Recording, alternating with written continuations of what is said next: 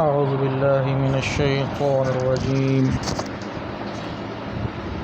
بسم الله الرحمن الرحيم. اللهم صل على سيدنا ومولانا محمد وعلى آل سيدنا ومولانا محمد وبارك وسلم عليه.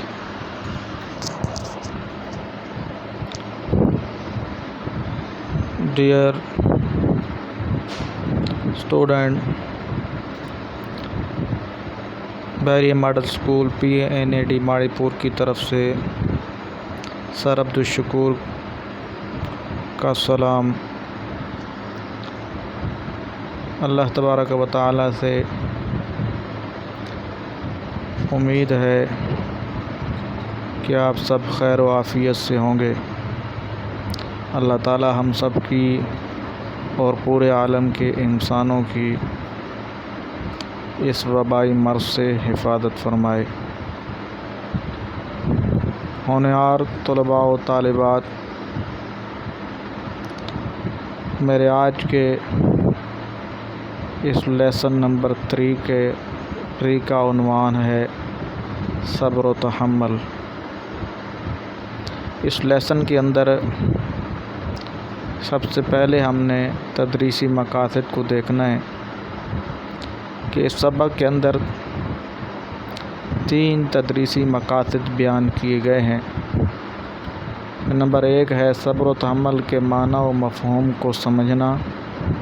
نمبر 2 صبر کے اقسام کے بارے میں جان لینا. اور نمبر 3 حیات نبوی، یہ نبی علیہ الصلوۃ کی زندگی سے صبر کی مثالوں جان سکیں اور پھر اپنی زندگی میں آقا علیہ الصلوۃ کی زندگی سے لیے گئے میسج کو اپنی زندگیوں میں اپنانا. یہ ہے ہمارے آج کے اس سبق کے پڑھنے کے مقاصد. اب ہم ریڈنگ کی طرف آتے ہیں. بلند خوانی. تو سب سے پہلے جو چیز ہم نے سمجھنی ہے وہ ہے معنی و مفہوم، کہ صبر و تحمل کا کیا معنی ہے اور کیا مفہوم ہے. صبر کا مفہوم بہت وسیع ہے، اس لیے آپ کے اس پیراگراف کے اندر صاحب کتاب نے، رائٹر آف بک نے صبر کے بہت سے معنی کو بیان کیا ہے. سب سے پہلے جو ہے وہ اس کے صبر کے لفظی معنی بیان کیے گئے ہیں کہ صبر کے لفظی معنی روکنا، برداشت کرنا، ثابت قدم رہنا یا باندھ دینا ہے. یہ 4 معنی صبر کے لفظی معنی ہیں. بہادری اور دلیری بھی اسی معنی میں آتے ہیں. اب ہم آتے ہیں تحمل. ہمارا عنوان کا دوسرا جو لفظ ہے وہ ہے تحمل. تحمل کے معنی بھی برداشت اور بردباری کے ہیں. گویا کہ صبر اور تحمل یہ دونوں مترادف لفظ ہیں، ہم معنی لفظ ہیں، دونوں کے معنی و مفہوم ملتے جلتے ہیں. اب ہم آتے ہیں دین کی اصطلاح میں، یعنی اسلام کے اندر صبر سے مراد کیا ہے. تو دین کی اصطلاح میں صبر سے مراد یہ ہے کہ انسان اللہ تعالیٰ کی خوشنودی کے لیے، یعنی اللہ تعالیٰ کو راضی کرنے کے لیے ہر قسم کی مصیبت اور مشکل کو خندہ پیشانی سے، یعنی اللہ کا حکم سمجھتے ہوئے اس کو برداشت کرے. کیونکہ برے اعمال کا ترک کر دینا، یعنی برائی کو چھوڑنا بھی ایک ایسا عمل ہے، ایک ایسا کام ہے جس کا ثمر، جس کا رزلٹ ایک خاص کیفیت، ایک خاص طرح سے انسان کو ملتا ہے، اور اسی رزلٹ اور کیفیت کا نام صبر ہے. مطلب یہ ہے کہ نفسانی خواہشات کے خلاف خود کو تیار رکھنا، یہ بھی صبر ہے. تو صبر کی اصطلاح میں بہت سے معنی اور مفہوم شامل ہیں. ان معنی و مفہوم کو پھر صاحب کتاب نے پوائنٹ کی صورت میں نمبر 1، نمبر 2، 3، 4، 5 پوائنٹ میں بیان کیا ہے. نمبر 1 ان میں سے پہلا ہے خواہشات نفس کو، یعنی نفس کی خواہشات کو. انسان کے اندر موجود ایک نفس ہے جہاں سے انسان کے اندر بہت سی خواہشات پیدا ہوتی ہیں، تو نفس کو اللہ تعالیٰ کی مرضی کے تابع کرنا، یہ بھی صبر ہے. نمبر 2 مصائب و مشکلات کا، تکالیف کا ڈٹ کر مقابلہ کرنا، اس کو بھی صبر کہا جاتا ہے۔ نمبر 3 جہاد کے اندر شجاعت اور بہادری سے لڑنا، یہ بھی صبر کے مفہوم میں شامل ہے۔ نمبر 4 ظالم و جابر حاکم کے سامنے حق بات کہنا، یہ بھی صبر ہے۔ اور نمبر 5 عزیز و اقارب کی رحلت کو، یعنی دنیا سے چلے جانے کو، ان کی وفات کو اللہ کا حکم سمجھ کر صبر و حوصلہ سے برداشت کرنا، یہ بھی صبر کے مفہوم میں شامل ہے۔ تو صبر ایک کا مفہوم بہت وسیع ہے، جو ہماری زندگی کے جو معاملات ہیں، زندگی کے ان تمام معاملات کے ساتھ صبر جڑا ہوا ہے۔ اب ہم آتے ہیں صبر کے، ہمارا دوسرا تدریسی مقصد تھا، وہ تھا صبر کی اقسام کے بارے میں جاننا۔ تو اب ہم صبر کی اقسام کے بارے میں پڑھتے ہیں۔ حضور صلی اللہ تعالیٰ علیہ وسلم کے فرمان کے مطابق صبر و تحمل کی 3 قسمیں ہیں۔ تو نیکسٹ پیج پہ ان 3 قسموں کو بیان کیے گئے۔ نمبر 1 اللہ تعالیٰ کی اطاعت میں، یعنی اللہ تعالیٰ کے کہنا ماننے میں جو تکالیف پہنچے انہیں برداشت کرنا۔ فار ایگزامپل ہم نماز پڑھتے ہیں، سردی کے اندر شدید سردی بڑھ رہی ہوتی ہے، لیکن اس کے باوجود اللہ کا حکم ہے کہ وضو کرنا ہے، تو اب ہم وضو کرنا ہے، چاہے پانی ٹھنڈا ہے پھر بھی وضو کرنا ہے، آپ کا دل نہیں چاہ رہا صبح اٹھنے کو پھر بھی اٹھنا ہے۔ تو اللہ تعالیٰ کی اطاعت میں جو تکالیف پہنچ رہی ہوتی ہیں ان کو برداشت کرنا، اس کا نام بھی صبر ہے۔ نمبر 2 انسان کو زندگی گزارتے ہوئے جو تکالیف پہنچیں، کہیں سے بھی کسی بھی طرح کی تکالیف زندگی گزارتے ہوئے انسان کو پہنچتی ہیں، ان کو بھی برداشت کرنا، یہ بھی صبر ہے، اور یہ صبر کی دوسری قسم ہے۔ اور صبر کی تیسری قسم ہے کہ برائیوں کو چھوڑنے میں جو مشکلات درپیش آئیں اسے برداشت کرنا۔ برائیوں کو چھوڑنے میں جو مشکلات درپیش ہیں، انسان برائی کو چھوڑتا ہے تو اس برائی چھوڑنے پر بھی انسان کو تکلیف ہوتی ہے، بعض دفعہ دل نہیں چاہ رہا ہوتا، لیکن پھر بھی اللہ کا حکم جانتے ہوئے برائی کو چھوڑ دیتا ہے، تو یہ بھی صبر کی قسم ہے۔ تو صبر کی یہ 3 قسمیں ہو گئی۔ اللہ کی اطاعت پر جو تکلیف آئے اس پہ صبر کرنا، نمبر 2 جو دنیا میں کوئی مصیبت آئے اس کو برداشت کرنا، نمبر 3 برائیوں کو چھوڑنے میں کسی قسم کی تکلیف پیش آئے تو اس کو بھی برداشت کرنا۔ اس کے بعد ہم آتے ہیں صبر و تحمل کی اہمیت کی جانب، صبر و تحمل کی اہمیت کے جانب۔ قرآن مجید اور احادیث نبوی صلی اللہ تعالیٰ علیہ وسلم میں صبر کی بہت اہمیت بیان کی گئی ہے۔ سورۃ الزمر میں اللہ تعالیٰ ارشاد فرماتے ہیں انما یوفی الصابرون اجرہم بغیر حساب، بے شک جو صبر کرنے والے ہیں ان کو بے حساب ثواب ملے گا۔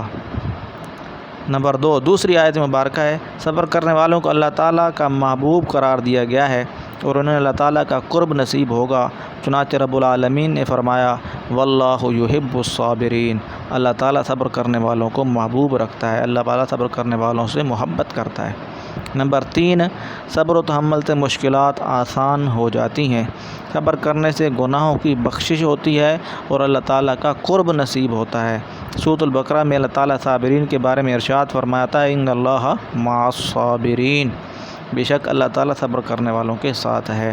تو یہ قرآن کریم کی 3 آیات مبارکہ ہیں۔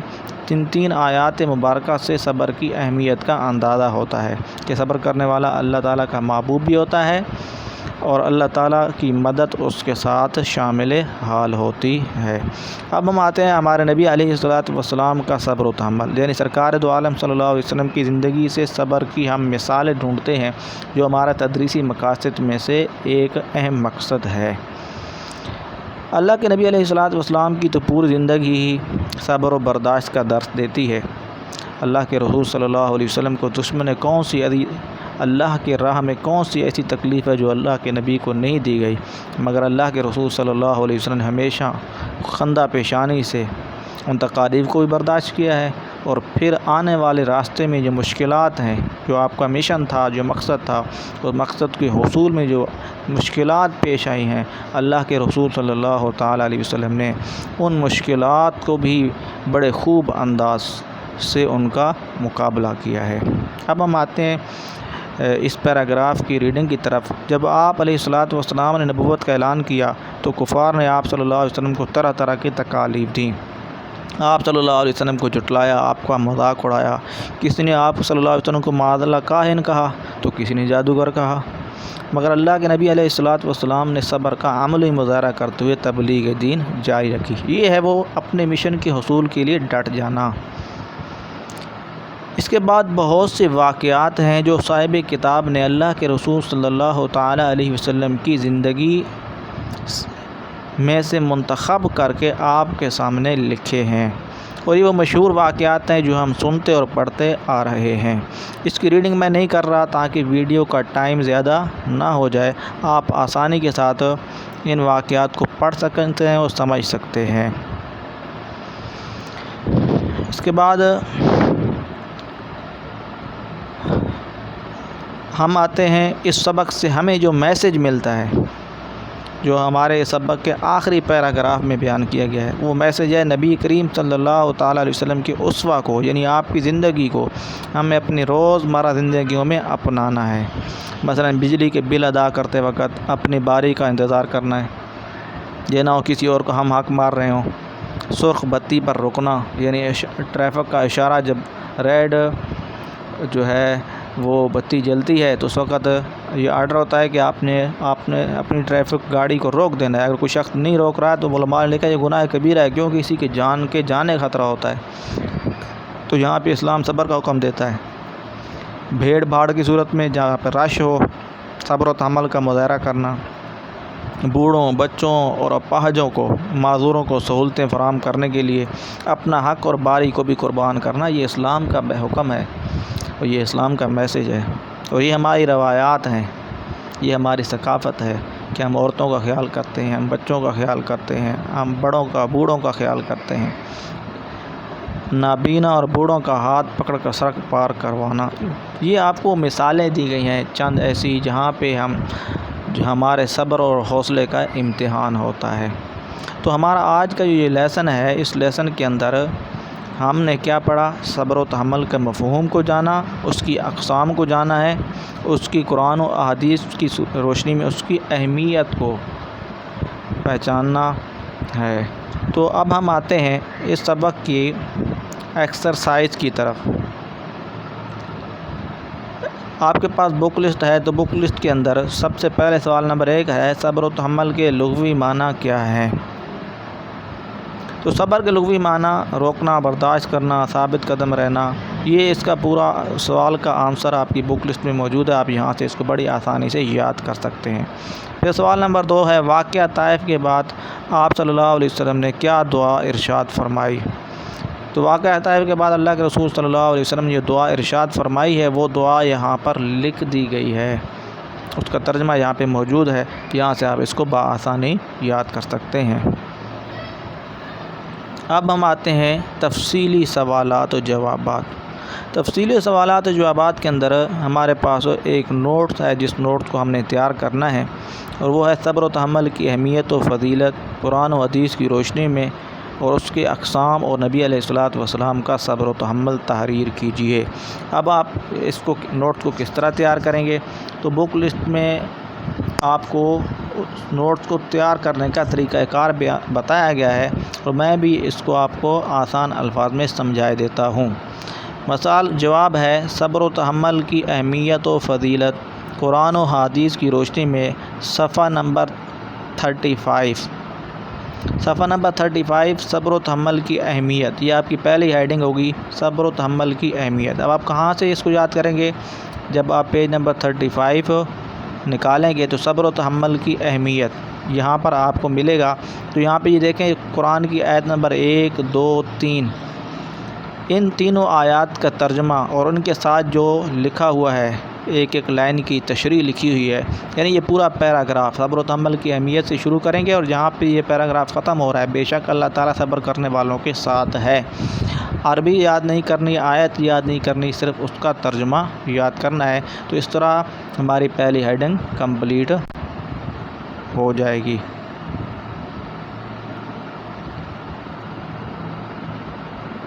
اس کے بعد صبر و تحمل کی اقسام، دوسری ہیڈنگ آئے گی اقسام۔ تو اقسام ابھی ہم کہاں سے پڑھیں گے؟ اقسام بھی آپ کو دیکھیں پیج نمبر 34 کی آخری لائن ہے، صبر کی اقسام۔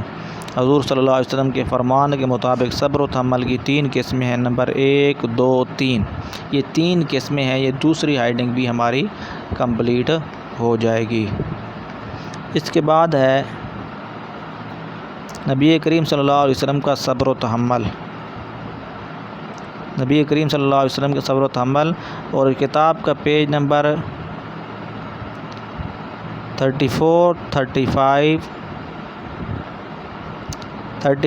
36 اور 37، یہ ابھی میں آپ کو سمجھا دیتا ہوں۔ دیکھیں یہ ہمارے نبی صلی اللہ علیہ وسلم کا صبر و تحمل، یہاں پہ آپ نے بہت سے واقعات پڑھے ہیں، تو آپ نے ان میں سے کوئی سے بھی 2 واقعات، شروع والے، آخر والے، درمیان والے، کوئی سی بھی 2 واقعات آپ اس میں سے یاد کر سکتے ہیں۔ مختصراً 2 واقعات یاد کر لیں گے، اس طرح ہمارا یہ نوٹس کمپلیٹ ہو جائے گا، اور آپ کی ایکسرسائز میں جو موجود سوالات و جوابات ہیں وہ بھی مکمل حل ہو جائیں گے۔ باقی معروضی سوالات و جوابات، ان کے سوالاتوں کے جوابات بک لسٹ میں جو درست جواب ہیں وہ بیان کر دیے گئے ہیں، چاہے صحیح جگہ درست ہے یا درست جواب کا انتخاب کرنا ہے یا خالی جگہ پر کرنی ہے، جو بھی کس قسم کا بھی سوال ہے وہ یہاں پر بک لسٹ کے اندر موجود ہے۔ تو اللہ تعالیٰ سے امید ہے کہ آپ سب محنت کریں گے اور اس سبق کو سمجھنے کی، اس کو یاد کرنے کی کوشش کریں گے۔ وآخر دعوانا ان الحمد للہ رب العالمین۔